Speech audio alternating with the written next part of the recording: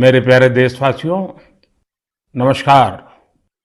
पिछले दिनों जिस बात ने हम सबका ध्यान आकर्षित किया, वह है चीता।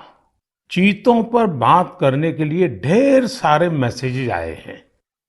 वह चाहे उत्तर प्रदेश के अरुण कुमार गुप्ता जी हों या फिर तेलंगाना के एन रामचंद्रन रघुराम जी, गुजरात के राजन जी हों या फिर दिल्ली के सुब्रत जी। देश के कोने कोने से लोगों ने भारत में चीतों के लौटने पर खुशियां जताई हैं। 130 करोड़ भारतवासी खुश हैं, गर्व से भरे हैं। यह है भारत का प्रकृति प्रेम। इस बारे में लोगों का एक कॉमन सवाल यही है कि मोदी जी, हमें चीतों को देखने का अवसर कब मिलेगा? साथियों, एक टास्क फोर्स बनी है। यह टास्क फोर्स चीतों की मॉनिटरिंग करेगी और ये देखेगी कि यहाँ के माहौल में वो कितने घुल मिल पाए हैं। इसी आधार पर कुछ महीने बाद कोई निर्णय लिया जाएगा और तब आप चीतों को देख पाएंगे। लेकिन तब तक मैं आप सबको कुछ कुछ काम सौंप रहा हूँ। इसके लिए माय गॉव के प्लेटफॉर्म पर एक कंपटीशन आयोजित किया जाएगा, जिसमें लोगों से मैं कुछ चीजें शेयर करने का आग्रह करता हूँ। चीतों को लेकर जो हम अभियान चला रहे हैं, आखिर उस अभियान का नाम क्या होना चाहिए? क्या हम इन सभी चीतों के नामकरण के बारे में भी सोच सकते हैं कि इनमें से हर एक को किस नाम से बुलाया जाए? वैसे ये नामकरण अगर ट्रेडिशनल हो तो काफी अच्छा रहेगा, क्योंकि अपने समाज और संस्कृति, परंपरा और विरासत से जुड़ी हुई कोई भी चीज हमें सहज ही अपनी ओर आकर्षित करती है। यही नहीं, आप ये भी बताएं, आखिर इंसानों को एनिमल्स के साथ कैसे बिहेव करना चाहिए? हमारी फंडामेंटल ड्यूटीज में भी तो रिस्पेक्ट फॉर एनिमल्स पर जोर दिया गया है। मेरी आप सभी से अपील है कि आप इस कंपटीशन में जरूर भाग लीजिए। क्या पता इनाम स्वरूप चीते देखने का पहला अवसर आपको ही मिल जाए। मेरे प्यारे देशवासियों, आज 25 सितंबर को देश के प्रखर मानवतावादी, चिंतक और महान सपूत दीनदयाल उपाध्याय जी का जन्मदिन मनाया जाता है। किसी भी देश के युवा जैसे जैसे अपनी पहचान और गौरव पर गर्व करते हैं, उन्हें अपने मौलिक विचार और दर्शन उतने ही आकर्षित करते हैं। दीनदयाल जी के विचारों की सबसे बड़ी खूबी यही रही है, उन्होंने अपने जीवन में विश्व की बड़ी बड़ी उथल पुथल को देखा था। वो विचारधाराओं के संघर्षों के साक्षी बने थे। इसलिए उन्होंने एकात्म मानव दर्शन और अंत्योदय का एक विचार देश के सामने रखा, जो पूरी तरह भारतीय था। दीनदयाल जी का एकात्म मानव दर्शन एक ऐसा विचार है जो विचारधारा के नाम पर द्वंद्व और दुराग्रह से मुक्ति दिलाता है। उन्होंने मानव मात्र को एक समान मानने वाले भारतीय दर्शन को फिर से दुनिया के सामने रखा। हमारे शास्त्रों में कहा गया है, आत्मवत् सर्वभूतेषु, अर्थात हम जीव मात्र को अपने समान माने, अपने जैसा व्यवहार करें। आधुनिक सामाजिक और राजनीतिक परिप्रेक्ष्य में भी भारतीय दर्शन कैसे दुनिया का मार्गदर्शन कर सकता है, ये दीनदयाल जी ने हमें सिखाया। एक तरह से आजादी के बाद देश में जो हीन भावना थी, उससे आजादी दिलाकर उन्होंने हमारी अपनी बौद्धिक चेतना को जागृत किया। वो कहते भी थे, हमारी आजादी तभी सार्थक हो सकती है जब वो हमारी संस्कृति और पहचान की अभिव्यक्ति करे। इसी विचार के आधार पर उन्होंने देश के विकास का विजन निर्मित किया था। दीनदयाल उपाध्याय जी कहते थे कि देश की प्रगति का पैमाना अंतिम पायदान पर मौजूद व्यक्ति होता है। आजादी के अमृत काल में हम दीनदयाल जी को जितना जानेंगे, उनसे जितना सीखेंगे, देश को उतना ही आगे लेकर जाने की हम सबको प्रेरणा मिलेगी। मेरे प्यारे देशवासियों, आज से 3 दिन बाद यानी 28 सितंबर को अमृत महोत्सव का एक विशेष दिन आ रहा है। इस दिन हम भारत माँ के वीर सपूत भगत सिंह जी की जयंती मनाएंगे। भगत सिंह जी की जयंती के ठीक पहले उन्हें श्रद्धांजलि स्वरूप एक महत्वपूर्ण निर्णय किया है। यह तय किया है कि चंडीगढ़ एयरपोर्ट का नाम अब शहीद भगत सिंह जी के नाम पर रखा जाएगा। इसकी लंबे समय से प्रतीक्षा की जा रही थी। मैं चंडीगढ़, पंजाब, हरियाणा और देश के सभी लोगों को इस निर्णय की बहुत बहुत बधाई देता हूं। साथियों, हम अपने स्वतंत्रता सेनानियों से प्रेरणा लें, उनके आदर्शों पर चलते हुए उनके सपनों का भारत बनाएं, यही उनके प्रति हमारी श्रद्धांजलि होती है। शहीदों के स्मारक, उनके नाम पर स्थानों और संस्थानों के नाम हमें कर्तव्य के लिए प्रेरणा देते हैं। अभी कुछ दिन पहले ही देश ने कर्तव्य पथ पर नेताजी सुभाष चंद्र बोस की मूर्ति की स्थापना के जरिए भी ऐसा ही एक प्रयास किया है। और अब शहीद भगत सिंह के नाम से चंडीगढ़ एयरपोर्ट का नाम इस दिशा में एक और कदम है। मैं चाहूंगा अमृत महोत्सव में हम जिस तरह स्वतंत्रता सेनानियों से जुड़े विशेष अवसरों पर सेलिब्रेट कर रहे हैं, उसी तरह 28 सितंबर को भी हर युवा कुछ नया प्रयास अवश्य करे। वैसे मेरे प्यारे देशवासियों, आप सभी के पास 28 सितंबर को सेलिब्रेट करने की एक और वजह भी है। जानते हैं क्या है? मैं सिर्फ 2 शब्द कहूंगा, लेकिन मुझे पता है आपका जोश 4 गुना ज्यादा बढ़ जाएगा। ये 2 शब्द हैं सर्जिकल स्ट्राइक। बढ़ गया ना जोश? हमारे देश में अमृत महोत्सव का जो अभियान चल रहा है, उन्हें हम पूरे मनोयोग से सेलिब्रेट करें, अपनी खुशियों को सबके साथ साझा करें। मेरे प्यारे देशवासियों, कहते हैं जीवन के संघर्षों से तपे हुए व्यक्ति के सामने कोई भी बाधा टिक नहीं पाती। अपनी रोजमर्रा की जिंदगी में हम कुछ ऐसे साथियों को भी देखते हैं जो किसी ना किसी शारीरिक चुनौती से मुकाबला कर रहे हैं। बहुत से ऐसे भी लोग हैं जो या तो सुन नहीं पाते या बोलकर अपनी बात नहीं रख पाते। ऐसे साथियों के लिए सबसे बड़ा संबल होती है साइन लैंग्वेज। लेकिन भारत में बरसों से एक बड़ी दिक्कत ये थी कि साइन लैंग्वेज के लिए कोई स्पष्ट हाव भाव तय नहीं थे, स्टैंडर्ड्स नहीं थे। इन मुश्किलों को दूर करने के लिए ही वर्ष 2015 में Indian sign language research and training centre की स्थापना हुई थी। मुझे खुशी है कि ये संस्थान अब तक 10,000 वर्ड्स और एक्सप्रेशंस की डिक्शनरी तैयार कर चुका है। 2 दिन पहले यानी 23 सितंबर को साइन लैंग्वेज डे पर कई स्कूली पाठ्यक्रमों को भी साइन लैंग्वेज में लॉन्च किया गया है। साइन लैंग्वेज के तय स्टैंडर्ड को बनाए रखने के लिए राष्ट्रीय शिक्षा नीति में भी काफी बल दिया गया है। साइन लैंग्वेज की जो डिक्शनरी बनी है, उसके वीडियो बनाकर भी उनका निरंतर प्रसार किया जा रहा है। YouTube पर कई लोगों ने, कई संस्थानों ने इंडियन साइन लैंग्वेज में अपने चैनल शुरू कर दिए हैं। यानी 7-8 साल पहले साइन लैंग्वेज को लेकर जो अभियान देश में प्रारंभ हुआ था, अब उसका लाभ लाखों मेरे दिव्यांग भाई बहनों को होने लगा है। हरियाणा के रहने वाली पूजा जी तो इंडियन साइन लैंग्वेज से बहुत खुश हैं। पहले वो अपने बेटे से ही संवाद नहीं कर पाती थी, लेकिन 2018 में साइन लैंग्वेज की ट्रेनिंग लेने के बाद माँ बेटे दोनों का जीवन आसान हो गया है। पूजा जी के बेटे ने भी साइन लैंग्वेज सीखी और अपने स्कूल में उसने स्टोरी टेलिंग में प्राइज जीतकर भी दिखा दिया।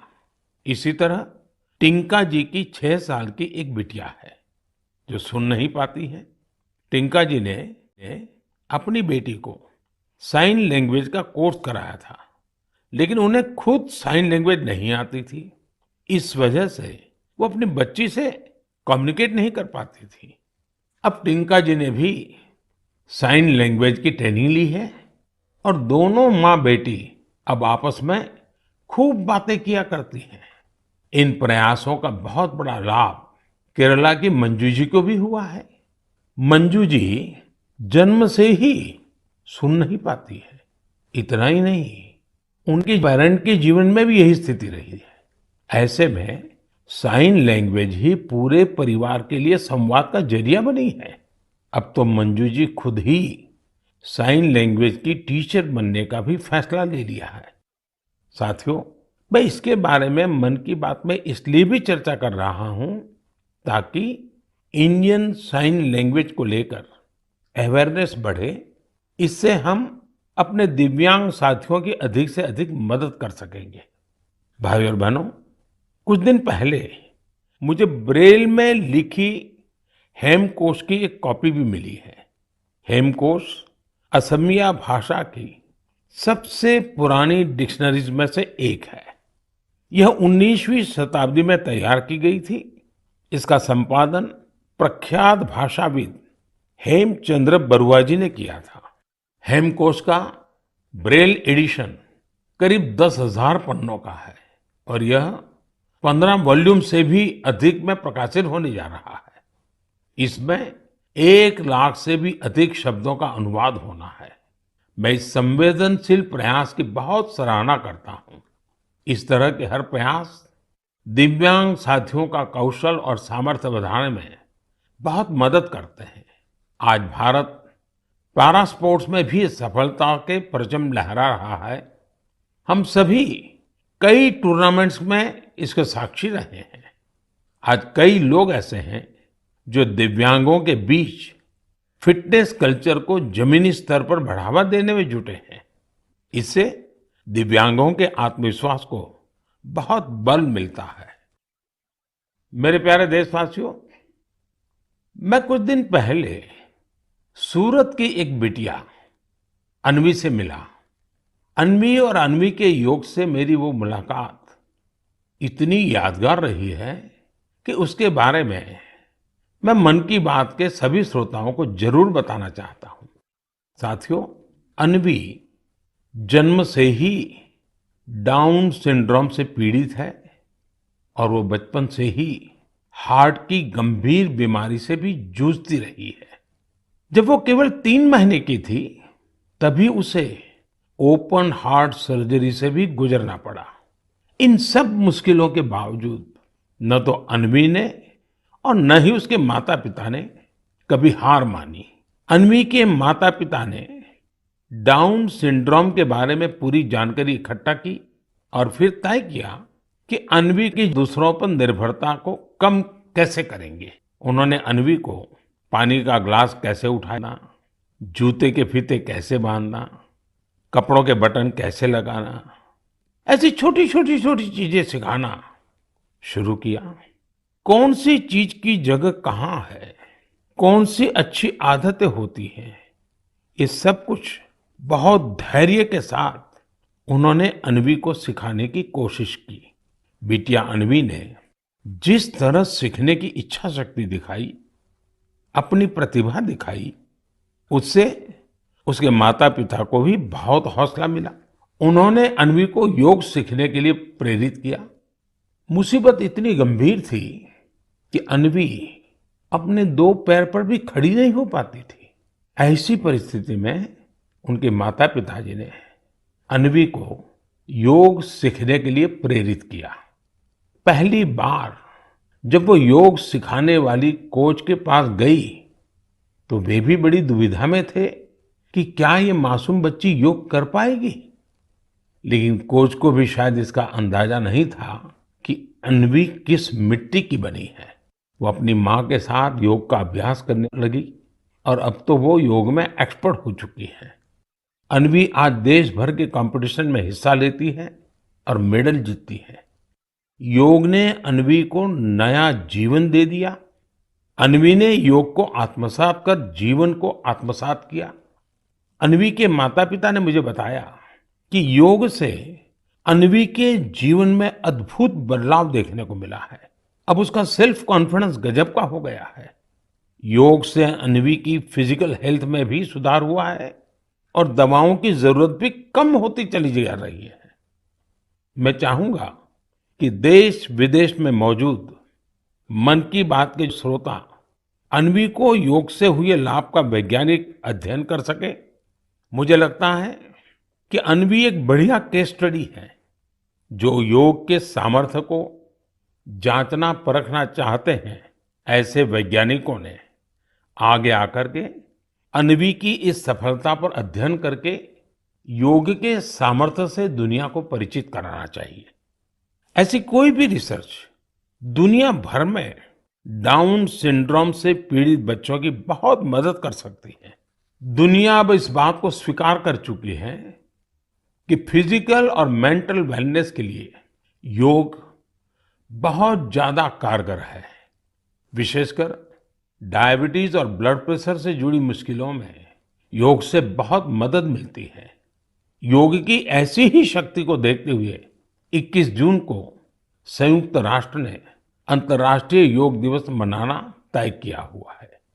अब यूनाइटेड नेशन संयुक्त राष्ट्र ने भारत के एक और प्रयास को रिकॉग्नाइज किया है, उसे सम्मानित किया है। ये प्रयास है वर्ष 2017 में शुरू किया गया इंडिया हाइपरटेंशन कंट्रोल इनिशिएटिव। इसके तहत ब्लड प्रेशर की मुश्किलों से जूझ रहे लाखों लोगों का इलाज सरकारी सेवा केंद्रों में किया जा रहा है। जिस तरह इस इनिशिएटिव ने अंतर्राष्ट्रीय संस्थाओं का ध्यान अपनी ओर खींचा है, वो अभूतपूर्व है। ये हम सब के लिए उत्साह बढ़ाने वाली बात है कि जिन लोगों का उपचार हुआ है उनमें से करीब आधे का ब्लड प्रेशर कंट्रोल में है। मैं इस इनिशिएटिव के लिए काम करने वाले उन सभी लोगों को बहुत बहुत बधाई देता हूं जिन्होंने अपने अथक परिश्रम से इसे सफल बनाया।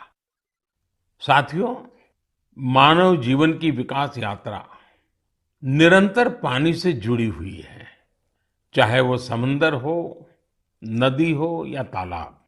भारत का भी सौभाग्य है कि करीब 7,500 किलोमीटर से अधिक लंबी कोस्टलाइन के कारण हमारा समुद्र से नाता अटूट रहा है। यह तटीय सीमा कई राज्यों और द्वीपों से होकर गुजरती है। भारत के अलग अलग समुदायों और विविधताओं से भरी संस्कृति को यहाँ फलते फूलते देखा जा सकता है। इतना ही नहीं, इन तटीय इलाकों का खान पान लोगों को खूब आकर्षित करता है। लेकिन इन मजेदार बातों के साथ ही एक दुखद पहलू भी है। हमारे ये तटीय क्षेत्र पर्यावरण से जुड़ी कई चुनौतियों का सामना कर रहे हैं। क्लाइमेट चेंज मरीन इकोसिस्टम के लिए बड़ा खतरा बना हुआ है, तो दूसरी ओर हमारे बीचीज पर फैली गंदगी परेशान करने वाली है। हमारी यह जिम्मेदारी बनती है कि हम इन चुनौतियों के लिए गंभीर और निरंतर प्रयास करें। यहाँ मैं देश के तटीय क्षेत्रों में कोस्टल क्लीनिंग की एक कोशिश, स्वच्छ सागर सुरक्षित सागर, इसके बारे में बात करना चाहूंगा। 5 जुलाई को शुरू हुआ यह अभियान बीते 17 सितंबर को विश्वकर्मा जयंती के दिन संपन्न हुआ। क्लीन अप डे भी था। आजादी के अमृत महोत्सव में शुरू हुई यह मुहिम 75 दिनों तक चली। इसमें जन भागीदारी देखते ही बन रही थी। इस प्रयास के दौरान पूरे 2.5 महीने तक सफाई के अनेक कार्यक्रम देखने को मिले। गोवा में एक लंबी ह्यूमन चेन बनाई गई। काकीनाडा में गणपति विसर्जन के दौरान लोगों को प्लास्टिक से होने वाले नुकसान के बारे में बताया गया। एनएसएस के लगभग 5,000 युवा साथियों ने तो 30 टन से अधिक प्लास्टिक एकत्र किया। ओडिशा में 3 दिन के अंदर 20,000 से अधिक स्कूली छात्रों ने प्रण लिया कि वे अपने साथ ही परिवार और आसपास के लोगों को भी स्वच्छ सागर और सुरक्षित सागर के लिए प्रेरित करेंगे। मैं उन सभी लोगों को बधाई देना चाहूंगा जिन्होंने इस अभियान में हिस्सा लिया।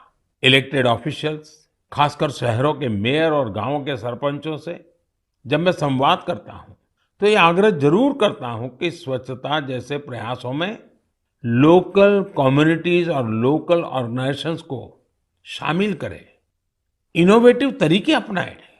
बेंगलुरु में एक टीम है, यूथ फॉर परिवर्तन।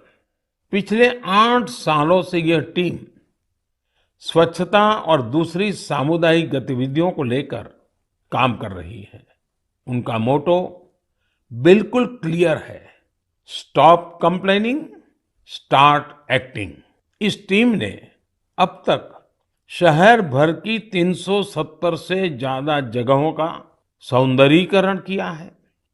हर स्थान पर यूथ फॉर परिवर्तन के अभियान ने 100 से 150 नागरिक को जोड़ा है। प्रत्येक रविवार को यह कार्यक्रम सुबह शुरू होता है और दोपहर तक चलता है। इस कार्य में कचरा तो हटाया ही जाता है, दीवारों पर पेंटिंग और आर्टिस्टिक स्केचेस बनाने का काम भी होता है। कई जगहों पर तो आप प्रसिद्ध व्यक्तियों के स्केचेस और उनके इंस्पिरेशनल कोट्स भी देख सकते हैं। बेंगलुरु के यूथ फॉर परिवर्तन के प्रयासों के बाद मैं आपको मेरठ के कबाड़ से जुगाड़ अभियान के बारे में भी बताना चाहता हूं। यह अभियान पर्यावरण की सुरक्षा के साथ साथ शहर के सौंदर्यीकरण से भी जुड़ा है। इस मुहिम की खास बात यह भी है कि इसमें लोहे का स्क्रैप, प्लास्टिक वेस्ट, पुराने टायर और ड्रम जैसी बेकार हो चुकी चीजों का प्रयोग किया जाता है। कम खर्चे में सार्वजनिक स्थलों का सौंदर्यीकरण कैसे हो, यह अभियान इसकी भी एक मिसाल है। इस अभियान से जुड़े सभी लोगों की मैं हृदय से सराहना करता हूं। मेरे प्यारे देशवासियों, इस समय देश में चारों ओर उत्सव की रौनक है। कल नवरात्रि का पहला दिन है। इसमें हम देवी के पहले स्वरूप मां शैलपुत्री की उपासना करेंगे। यहाँ से 9 दिनों का नियम, संयम और उपवास, फिर विजयादशमी का पर्व भी होगा। यानी एक तरह से देखें तो हम पाएंगे कि हमारे पर्वों में आस्था और आध्यात्मिकता के साथ साथ कितना गहरा संदेश भी छिपा है। अनुशासन और संयम से सिद्धि की प्राप्ति और उसके बाद विजय का पर्व, यही तो जीवन में किसी भी लक्ष्य को प्राप्त करने का मार्ग होता है। दशहरे के बाद धनतेरस और दिवाली का भी पर्व आने वाला है। साथियों, बीते वर्षों से हमारे त्योहारों के साथ देश का एक नया संकल्प भी जुड़ गया है। आप सब जानते हैं, ये संकल्प है वोकल फॉर लोकल का। अब हम त्योहारों की खुशी में अपने लोकल कारीगरों को, शिल्पकारों को और व्यापारियों को भी शामिल करते हैं। आने वाले 2 अक्टूबर को बापू की जयंती के मौके पर हमें इस अभियान को और तेज करने का संकल्प लेना है। खादी, हैंडलूम, हैंडीक्राफ्ट, ये सारे प्रोडक्ट के साथ साथ लोकल सामान जरूर खरीदें। आखिर इस त्योहार का सही आनंद भी तब है जब हर कोई इस त्योहार का हिस्सा बने। इसलिए स्थानीय प्रोडक्ट के काम से जुड़े लोगों को हमें सपोर्ट भी करना है।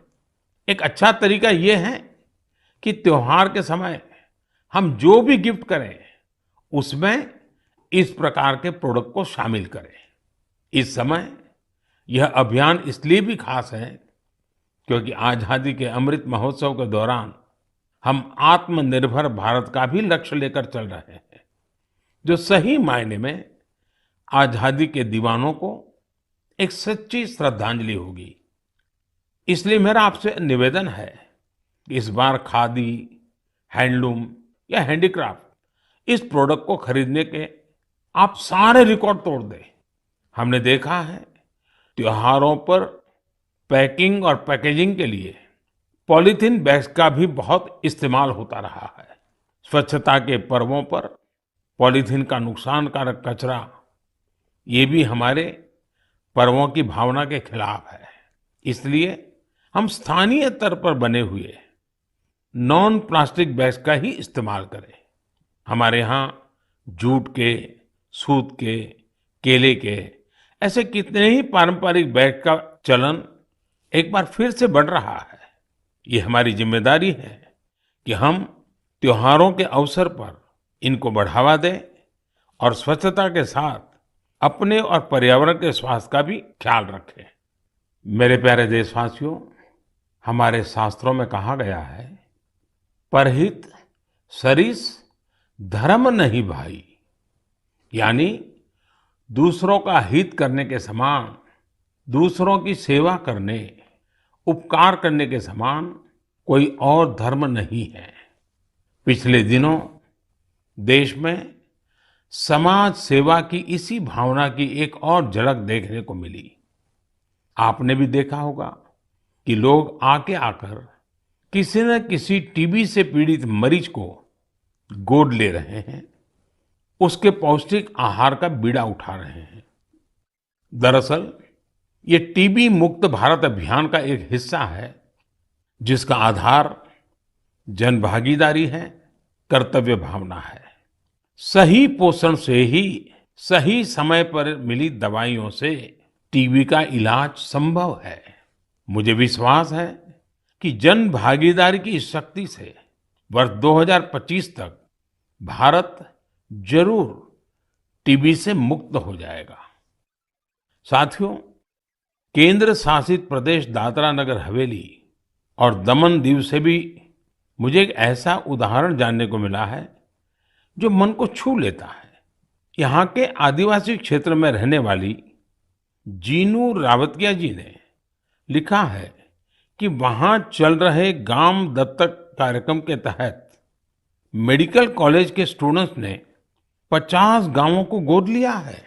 इसमें जीनू जी का गांव भी शामिल है।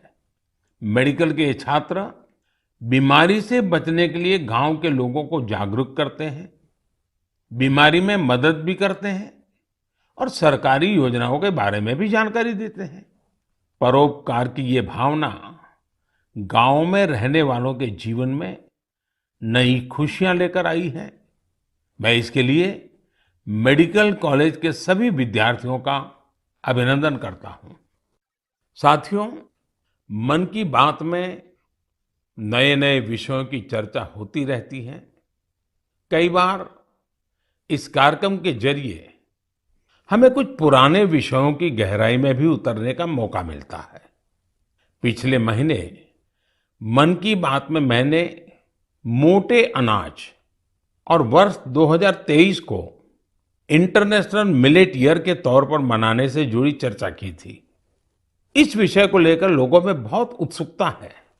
मुझे ऐसे ढेरों पत्र मिले हैं जिसमें लोग बता रहे हैं कि उन्होंने कैसे मिलेट्स को अपने दैनिक भोजन का हिस्सा बनाया हुआ है। कुछ लोगों ने मिलेट्स से बनने वाली पारंपरिक व्यंजनों के बारे में भी बताया है। ये एक बड़े बदलाव के संकेत है। लोगों के इस उत्साह को देखकर मुझे लगता है कि हमें मिलकर एक ई बुक तैयार करनी चाहिए, जिसमें लोग मिलेट से बनने वाले डिशेस और अपने अनुभवों को साझा कर सकें। इससे इंटरनेशनल मिलेट ईयर शुरू होने से पहले हमारे पास मिलेट्स को लेकर एक पब्लिक एनसाइक्लोपीडिया भी तैयार होगा और फिर इसे माय गॉव पोर्टल पर पब्लिश कर सकते हैं। साथियों, मन की बात में इस बार इतना ही, लेकिन चलते चलते मैं आपको नेशनल गेम्स के बारे में भी बताना चाहता हूं। 29 सितंबर से गुजरात में नेशनल गेम्स का आयोजन हो रहा है। ये बड़ा ही खास मौका है, क्योंकि नेशनल गेम्स का आयोजन कई साल बाद हो रहा है। कोविड महामारी की वजह से पिछली बार के आयोजनों को रद्द करना पड़ा था। इस खेल प्रतियोगिता में हिस्सा लेने वाले हर खिलाड़ी को मेरी बहुत बहुत शुभकामनाएं। इस दिन खिलाड़ियों का उत्साह बढ़ाने के लिए मैं उनके बीच में ही रहूंगा। आप सब भी नेशनल गेम्स को जरूर फॉलो करें और अपने खिलाड़ियों का हौसला बढ़ाएं। अब मैं आज के लिए विदा लेता हूँ। अगले महीने मन की बात में नए विषयों के साथ आपसे फिर मुलाकात होगी। धन्यवाद। नमस्कार।